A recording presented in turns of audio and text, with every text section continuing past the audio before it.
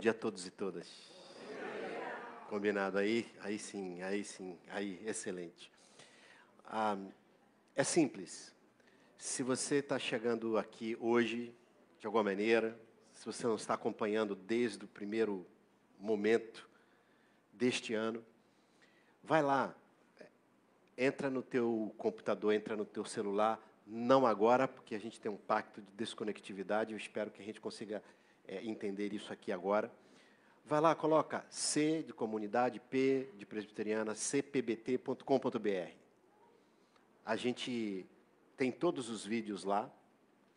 A gente está na terceira temporada. E a gente chama de terceira temporada 7 domingos que estão encadeados em termos de mensagem. Cada domingo, essa fala, esse momento aqui, a gente chama de um episódio. E na terceira temporada, o primeiro episódio teve por título A Mesa. Eu te aconselharia, se você não viu, para um pouquinho hoje à tarde, tira um tempo durante essa semana e dá uma olhada lá. Isso vai te ajudar muito a entender e a se conectar com o que a gente está vivenciando aqui.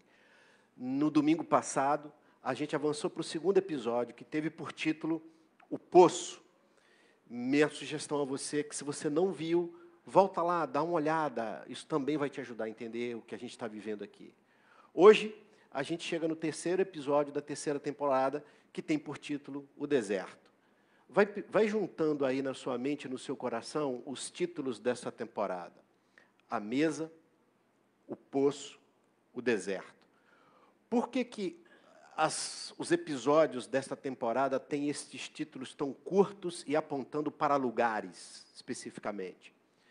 Porque nesta terceira temporada a gente está examinando o fato de que Jesus não fundou uma nova religião. Quando Jesus veio, já existia uma religião dentro da qual ele existiu. E o que nos importa neste momento, ou nestes episódios, é examinar qual foi a relação de Jesus com essa religião existente.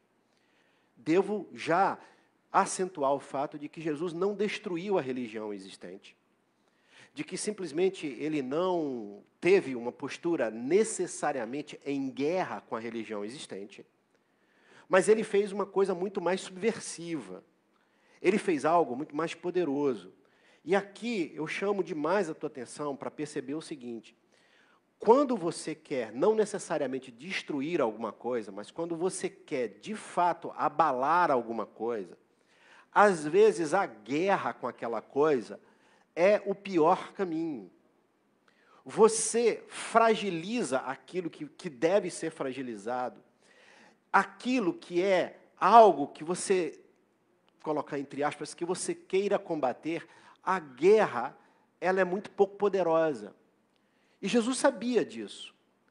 Então, num processo de contraposição a aspectos doentios da religião, porque, por favor, preste atenção a isso, nem tudo na religião dos dias de Jesus era ruim, mas havia muitas coisas ruins, e Jesus lutou contra estas coisas. Ao invés de lutar contra estas coisas numa perspectiva de guerra, numa perspectiva belicosa, Jesus fez algo muito mais forte, muito mais subversivo, que foi, ao invés de criar uma nova religião para destruir a que estava posta, Jesus inaugura uma nova espiritualidade. E o que ele fez? Como Jesus era mestre dos comportamentos simbólicos, e quando eu falo assim, comportamento simbólico, será que todo mundo me entende quando eu digo comportamento simbólico? E se alguém, porventura, aqui disser assim: pastor, você poderia dar um exemplo do que é um comportamento simbólico? Se alguém me pedir aqui, eu daria. Se eu posso dar um exemplo de um comportamento simbólico. Vejam só. Vocês conhecem um cara chamado Nelson Mandela? Todo mundo? Beleza. Nelson Mandela ficou preso durante 27 anos numa cela, numa famosa prisão que pode ser visitada hoje se formos à África do Sul. A África do Sul viveu como país uma das piores cenas históricas que um país possa viver, é quando a segregação racial se torna política de Estado. Racismo é algo que é estrutural e estruturante nas nossas sociedades. Mas quando o Estado cria leis que ratificam esse racismo, aquela sociedade chega a um grau de perversidade tão grande ao grupo desprezado, que é muito difícil a gente poder ver o contrário. Só para vocês terem uma ideia, apesar do apartheid ter caído já há bastante tempo atrás, a sociedade sul-africana, que ainda é uma sociedade onde cerca de 5% das pessoas detêm quase que 85% da renda que se produz. E adivinha de que cor da pele são esses 5%? Você tem uma sociedade onde hoje o índice de desemprego alcança cerca de quase 50%. Você pode imaginar um país com quase 50% de desemprego? A gente está batendo aqui a casa de 12%, 13%, 14%. É muito. Desta população desempregada, você sabe qual é o percentual de negros que estão dentro do desemprego? Um negócio assim absurdo. Ora, pois, Nelson Mandela, durante 27 anos, foi preso e diariamente humilhado, especificamente, por 2 soldados brancos, carcereiros brancos, que faziam, agora que não foi um comportamento simbólico que você me pediu, Eliseu, que faziam um comportamento simbólico. O que é um comportamento simbólico?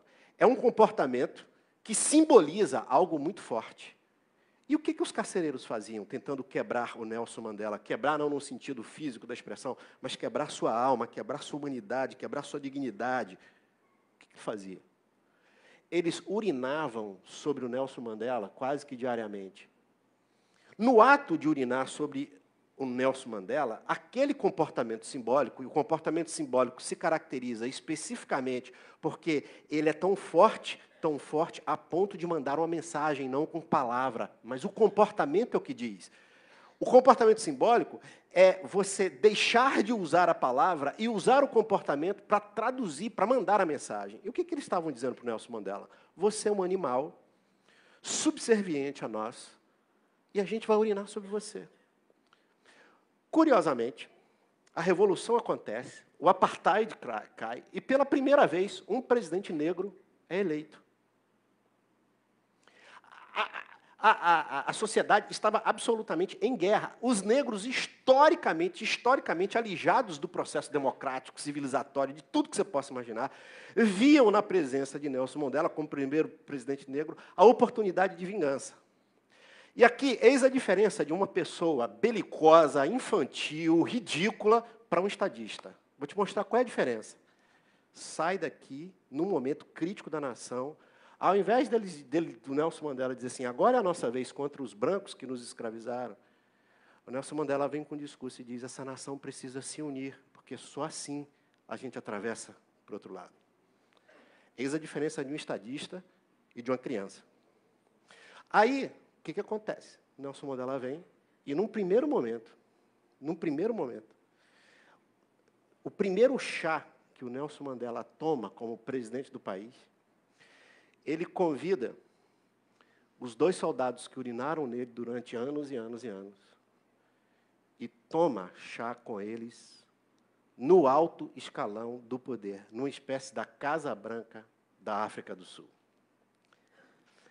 É inevitável eu contar esse fato e olhar para alguns de nós e olhar para mim mesmo. Eu me lembro de ter contado isso num determinado auditório, onde uma pessoa levantou e ela quase me... Eu fiquei com medo de apanhar. Porque a ira que ela teve, a ira foi de tal ordem, que ela não concebia o fato de alguém, num contexto de profunda polarização e violência, pensar em aliança. Pensar em aliança. O comportamento simbólico é isso. Foi um comportamento... O Nelson Mandela queria mandar uma mensagem para a nação. A gente precisa estar juntos. Ao invés de falar isso, ele pega o comportamento dele e manda a mensagem, que é o comportamento da reconciliação, o comportamento da aliança, o comportamento que, se a gente conseguir dar as mãos, apesar das nossas diferenças, a gente consegue sair do outro lado. Jesus, eu diria para vocês, foi o mestre dos comportamentos simbólicos.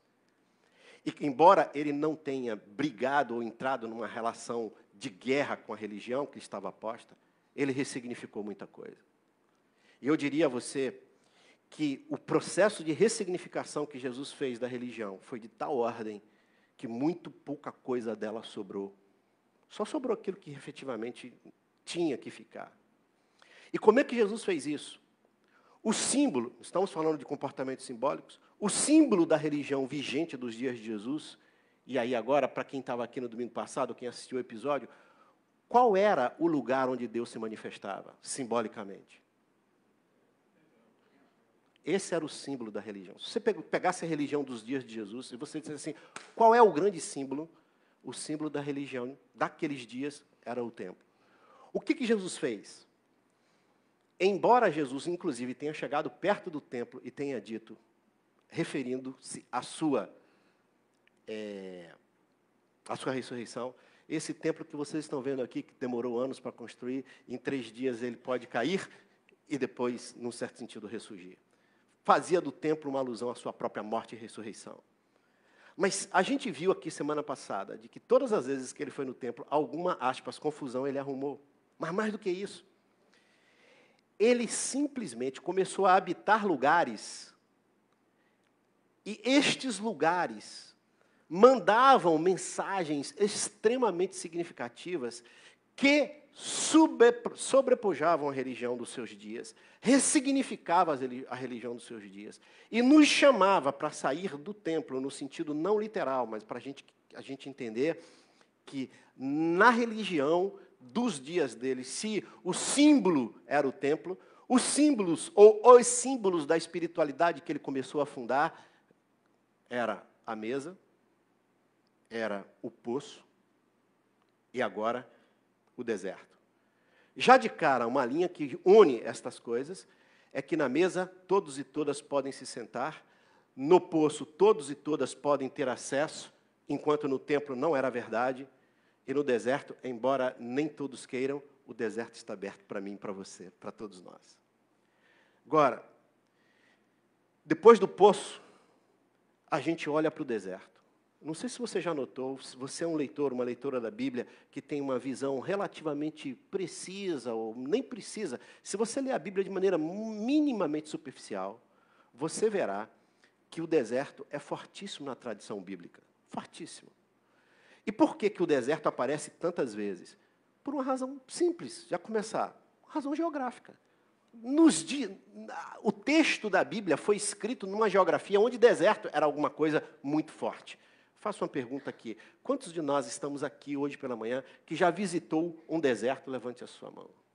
Beleza. Tranquilo. Olha, poucos de nós. Alguém já foi ao deserto de Atacama, por exemplo? Olha lá. Cristina e Jairo, olha lá. Bezemeg também. Um dos lugares, senão o lugar mais inóspito da terra. Se a gente quisesse visitar um deserto hoje, geograficamente, a gente nem tem. Por que aparece tanto deserto na Bíblia? Porque as pessoas moravam em regiões onde o deserto era um cenário geográfico, eu diria até em alguns momentos predominantes. Vamos lembrar, o povo de Israel, escravizados pelo Egito, vai para a chamada Terra Prometida, onde manava leite e mel. Entre a escravidão e a posse da terra, o que tinha no meio? O povo passa 40 anos no deserto. Aí, as referências bíblicas se multiplicam. Se você ler a vida do fascinante e, ao mesmo tempo, assustador, mas fascinante e encantador Davi, o que você vai ver? Você vai ver que na existência dele, nos momentos cruciais da existência dele, ele estava no deserto. Aí a gente chega na figura de Jesus. Jesus, como a gente viu, as suas biografias, que são 4, Mateus, Marcos, Lucas e João, elas nos informam e dão conta e fotografam majoritariamente o momento da vida de Jesus, que foram os últimos 3 anos da sua existência. A coisa mais curiosa, por favor, preste atenção a isso, a coisa mais curiosa, é que quando Jesus se encontra com o povo para lhes anunciar, antes disso, para lhes anunciar que ele era o Deus encarnado, antes disso, Jesus vai a um rio, isso será objeto de uma própria conversa, mas do rio ele vai para o deserto. E o texto é pródigo em nos afirmar assim. E o Espírito levou Jesus ao deserto. E Jesus jejuou no deserto por 40 dias. E depois de 40 dias, gosto do texto da mensagem que diz, de maneira óbvia, depois de 40 dias, Jesus teve fome. Neste momento, aparece a figura do tentador. E esta figura diabólica, satânica, e a palavra diabolos vem do grego aquele que divide, aquele que separa. Esse diabolos aparece no cenário, olha para Jesus no momento de fome e diz-lhe o seguinte: se você de fato é filho de Deus, transforma estas pedras em pães. Ao que Jesus replica: nem só de pão viverá o homem, mas de toda palavra que vai da boca de Deus. Há uma pequena diferença dos relatos de Mateus para Lucas, mas o fato é que logo quando o diabo perde contagem, né? Jesus 1, diabo 0. O diabo o leva para uma alta montanha e o faz ver todos os reinos do mundo. É como se o diabo tivesse olhado para ele, tivesse levado Jesus a uma determinada montanha hoje e mostrasse o Kremlin na Rússia, a Casa Branca nos Estados Unidos, a poder central na China. Não vou falar dos países periféricos, mas mostra os, tipo, o Palácio da Alvorada, nem precisa, que não é tentador nesse contexto. Mostrasse o espaço da Angela Merkel na Alemanha, grande estadista hoje do mundo, e aí Jesus lhe fosse mostrado todo o poder político e toda a riqueza existente.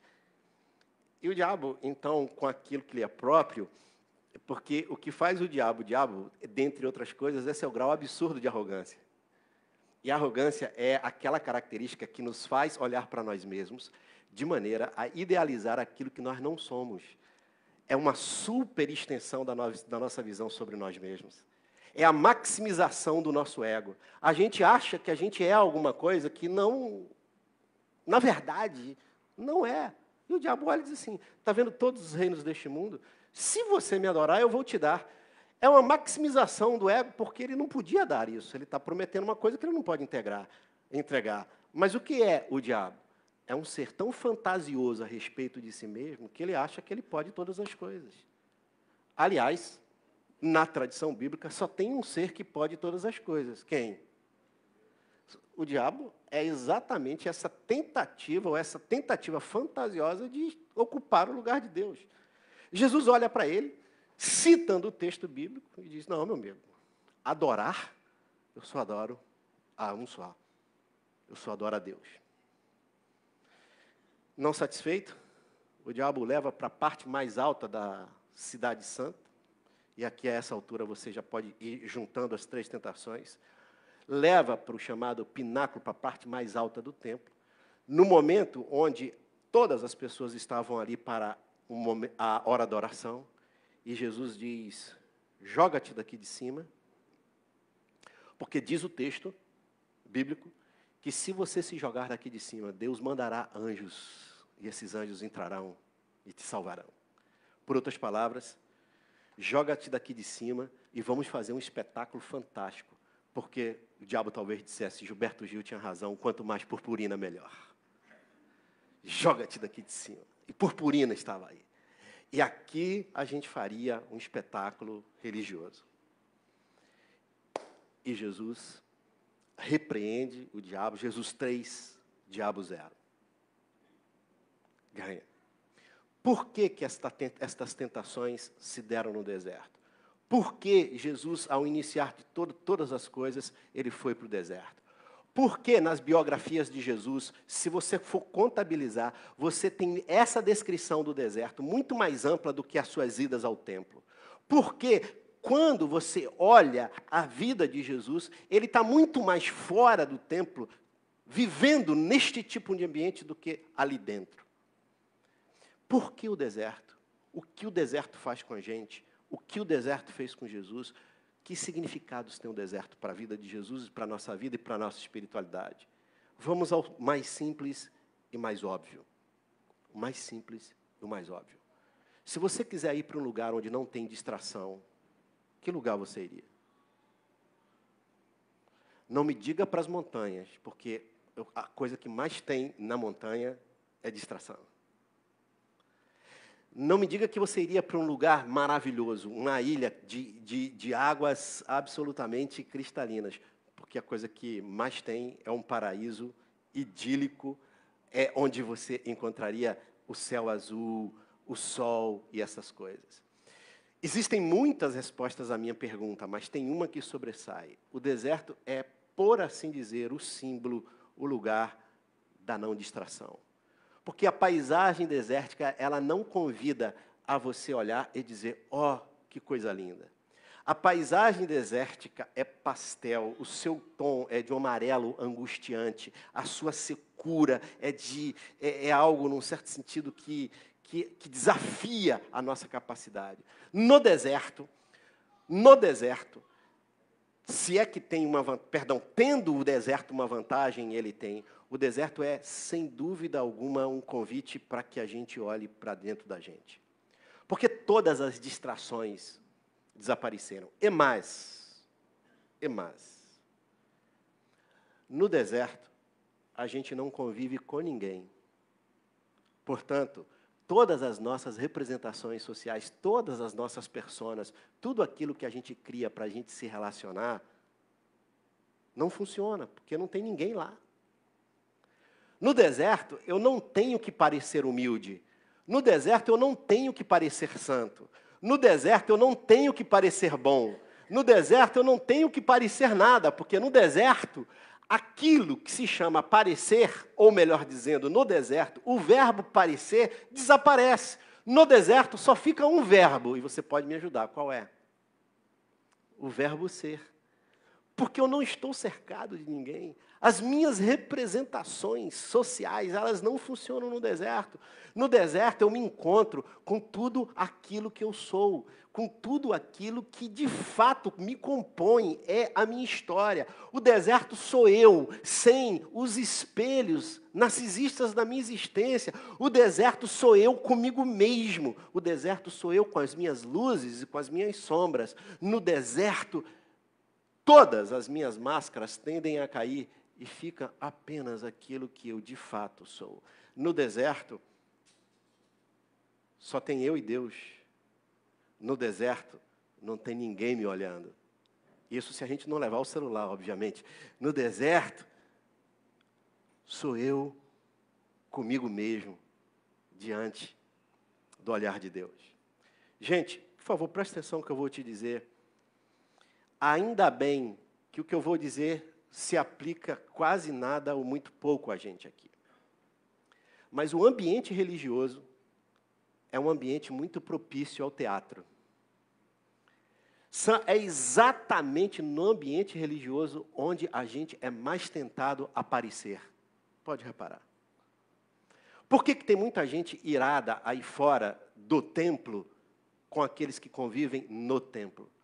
Porque as pessoas dizem, é impressionante como naquele ambiente a gente vê pessoas santas.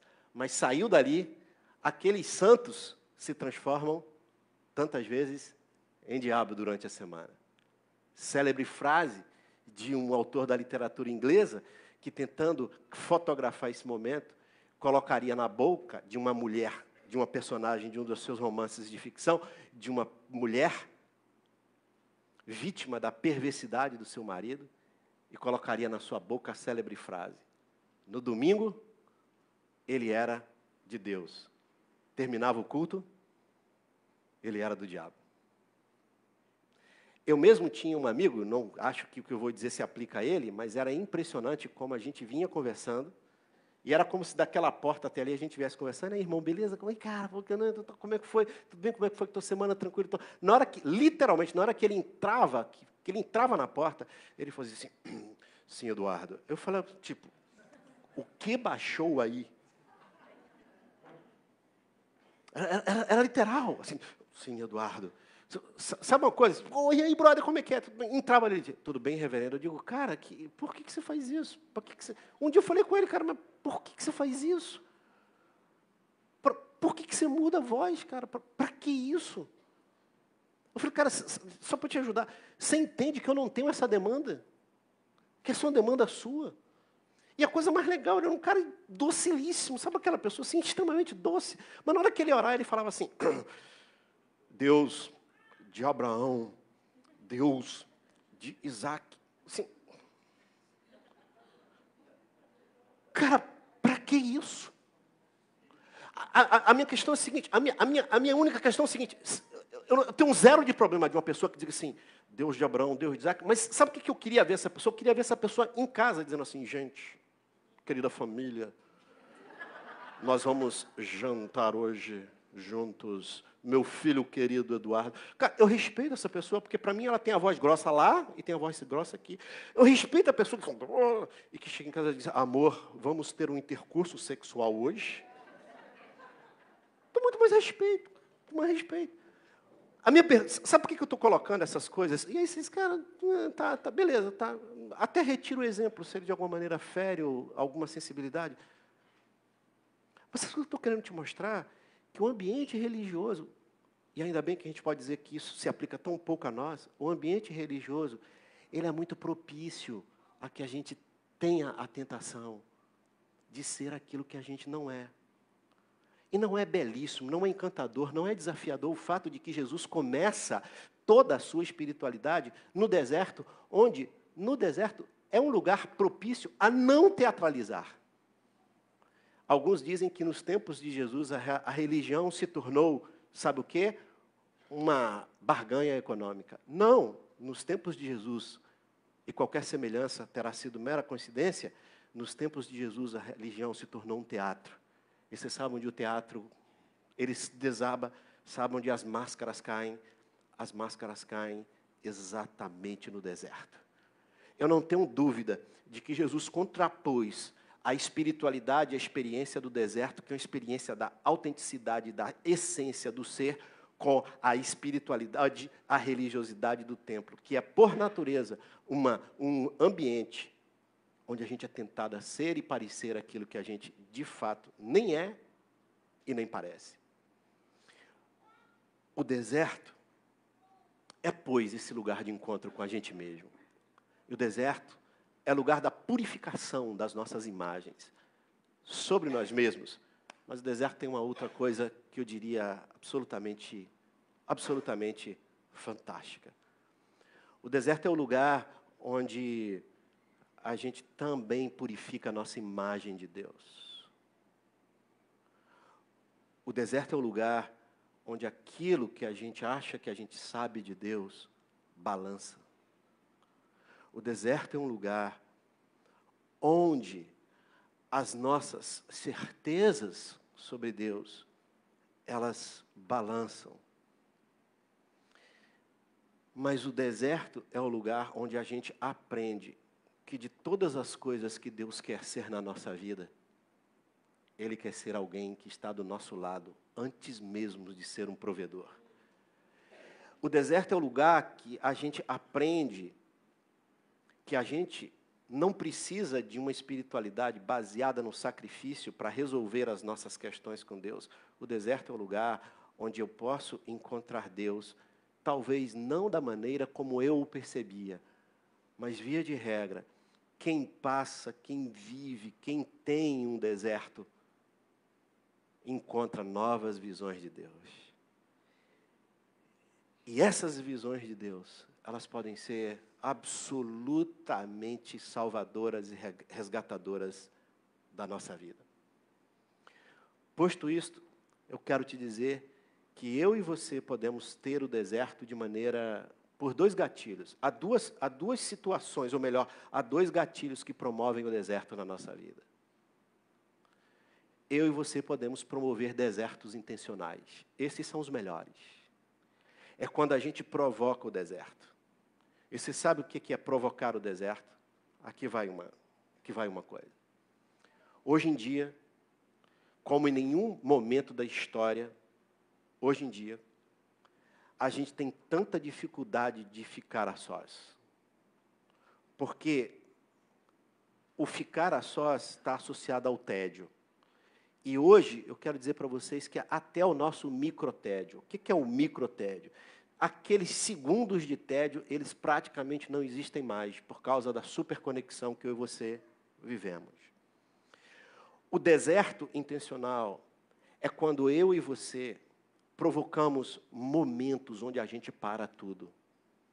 E nesses momentos você pode praticar a meditação, ler o seu texto bíblico, orar, mas são momentos onde você desconecta tudo, de todos que estão, inclusive, ao seu redor. Por isso que, como a religião se tornou um teatro naqueles dias, Jesus disse, e vocês, meus discípulos, quando vocês orarem, façam como? Você sabe por que aquele fechar a porta? Diz, cara, fecha a porta porque, não havendo ninguém, eu não sou tentado a mudar a voz, não é verdade? E olha que coisa bela, e o teu pai que te vê, em segredo, ele vai te recompensar em segredo. É ali, naquele deserto que eu crio, no fechar a porta, é ali, meu caro, onde eu crio desertos intencionais na minha vida.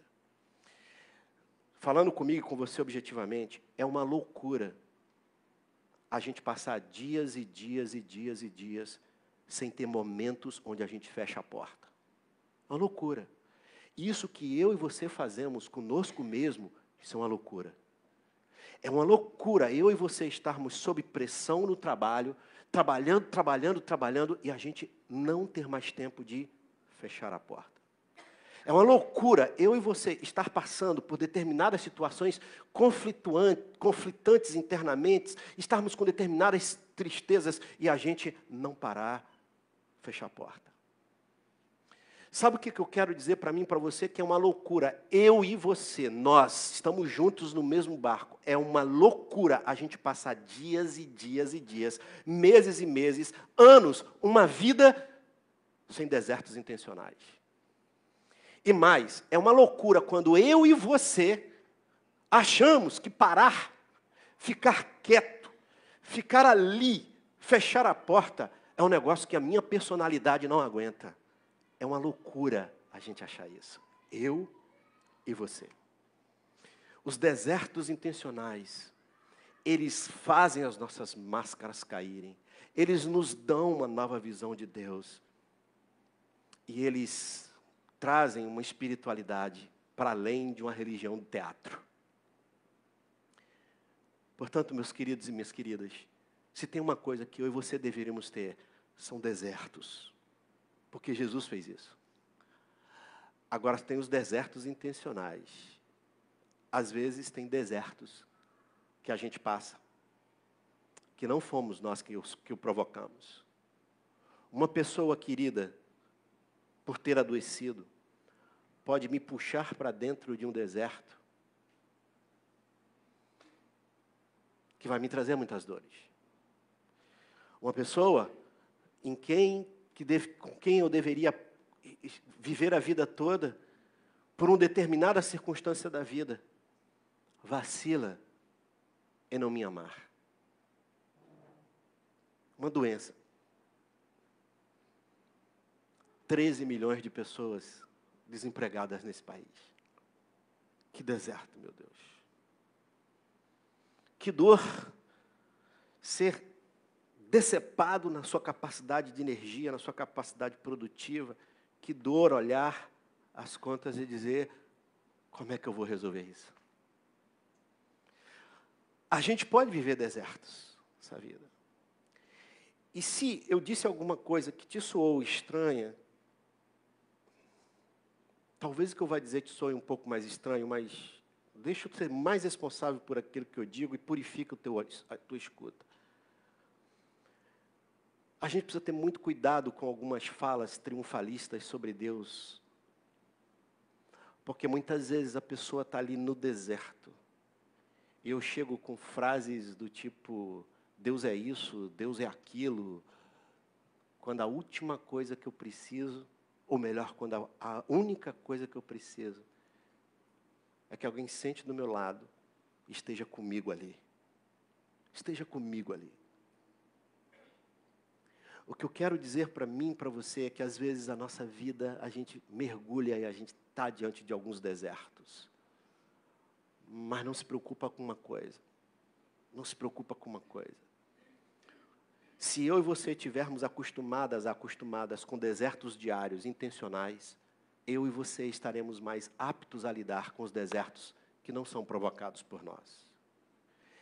Eu não sei, não cometeria a loucura de explicar aqui por que desertos que não são provocados por nós acontecem na nossa vida e na vida das pessoas. Eu não vou entrar aqui, a gente não tem tempo para isso. Eu só sei de uma coisa. Que Jesus, o mestre dos mestres, aquele que é Deus encarnado na história, esse Jesus pode sentar com a gente hoje e dizer: meu filho, minha filha, é de deserto que estamos falando, eu sei o que é isso. Eu sei o que é isso. O meu desejo, para mim, para você, imagina se eu chegasse aqui e dissesse assim: gente, quantos de vocês aqui estão sem desertos? Venham aqui à frente que a gente vai orar para Deus mandar deserto. Alguém? Pelo amor de Deus, pastor, não faz isso. Porque tem uma galera louca aí, né? Que parece que Deus só é Deus se tiver deserto na nossa vida. Deus, não. Sabe qual é a minha oração todo dia? Deus, não me leva. Deus, não manda o deserto. Sabe qual é o pacto que eu acho que a gente devia fazer com Deus? Nunca faça oração: Deus, manda um deserto para a minha vida. Porque se meu filho chegasse para mim e dissesse: pai, minha vida está muito sem problema, você pode criar um para mim? Eu ia dizer: filho, eu posso. Mas se você me prometer a um psicólogo ficar 1 ano e meio se tratando.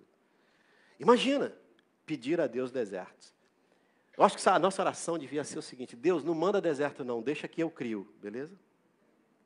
Deixa que eu intencionalmente faça esses desertos. Para quando, por razões que eu não sei explicar, os desertos que eu não provoco acontecerem, eu atravessar contigo e atravessar comigo mesmo. Agora, posso te dizer uma coisa misteriosa? Abaixo do deserto, nesse sentido, gosto do poeta que diz: para o inferno fora daqui, deserto fora daqui. Mas tem uma coisa. Você já reparou que aquilo que mais nos forja, aquilo que mais faz a gente ganhar esta força, esta energia, essa capacidade absurdamente de sobreviver e viver, é precisamente os desertos pelos quais a gente passou.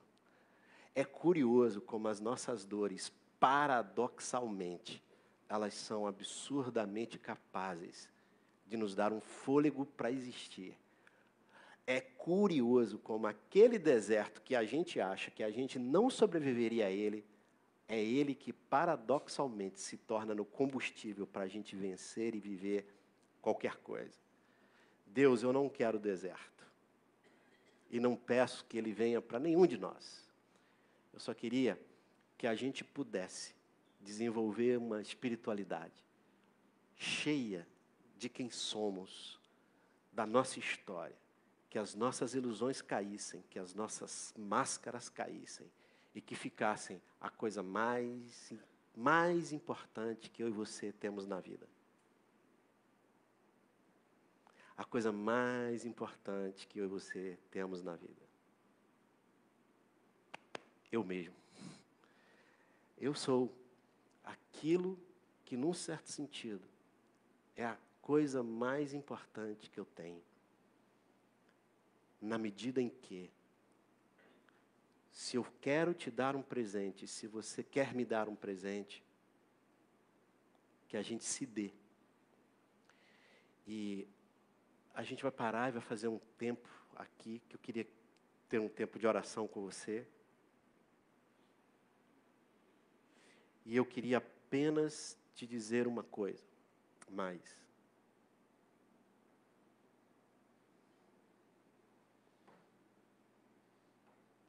Você já parou para pensar o que acontece 1 segundo depois que alguém morre?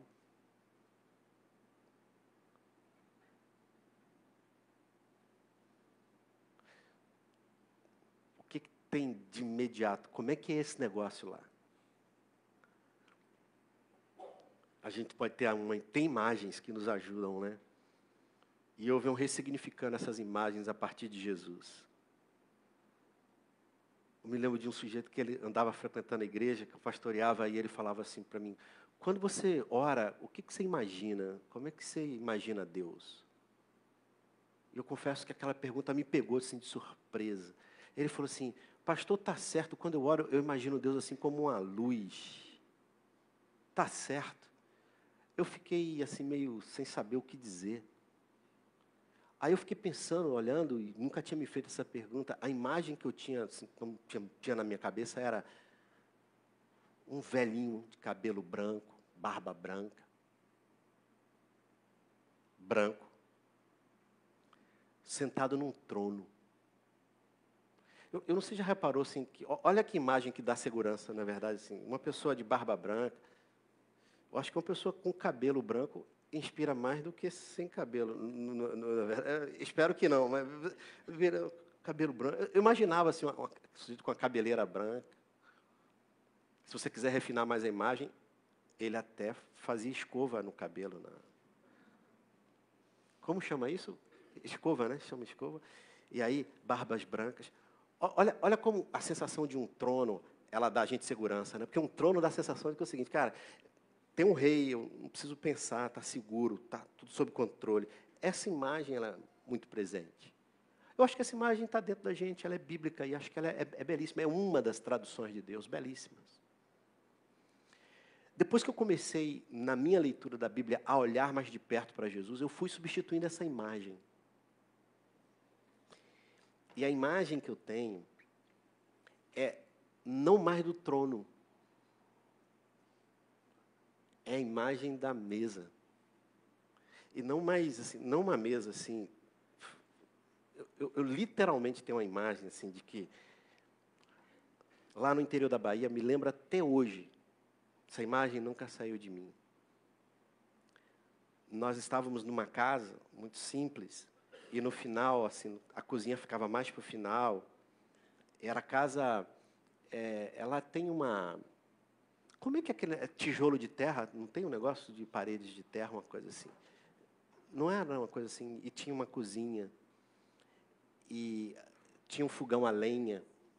E tinha uma pessoa que eu tinha muita admiração por ela, e a gente ficava sentado ali ao redor de uma mesa improvisada, e a gente tomava um café, e eu me lembro daquela pessoa falando coisas, e eu bebendo tudo aquilo, e eu olhava assim, o sol caindo, e o cheiro da lenha e tal, assim. Eu fico pensando assim, será que isso tudo vai ser destruído?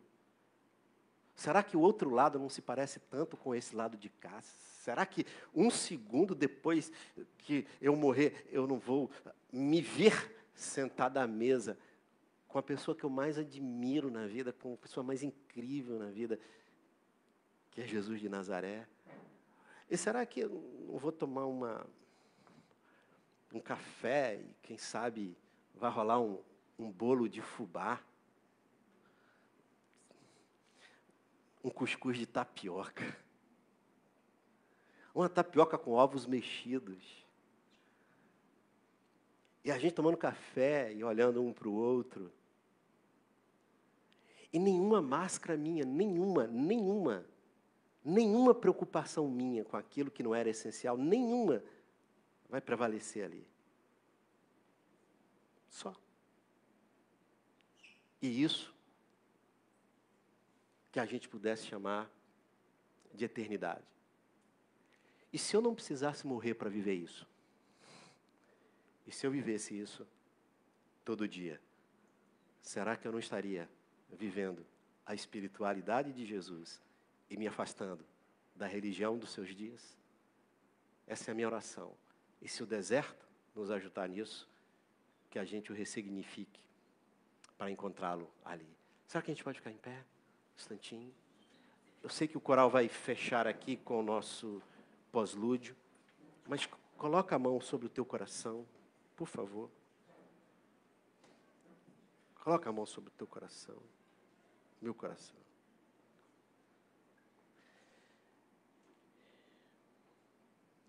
Jesus, a todos nós, todos e todas nós, que estamos atravessando desertos, aí, a todos nós, todos e todas nós que estamos vivenciando situações angustiantes, tristes, depressivas até.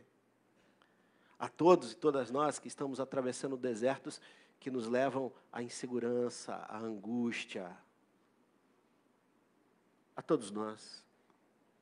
A todos e todas nós. Jesus, por favor, leva-nos para uma ilha paradisíaca. Às vezes a gente precisa de descanso. Às vezes a gente precisa, viu, Senhor, e você sabe disso. A gente precisa de água, de descanso, de que os fardos que nos pesam saiam dos nossos ombros por algum tempo.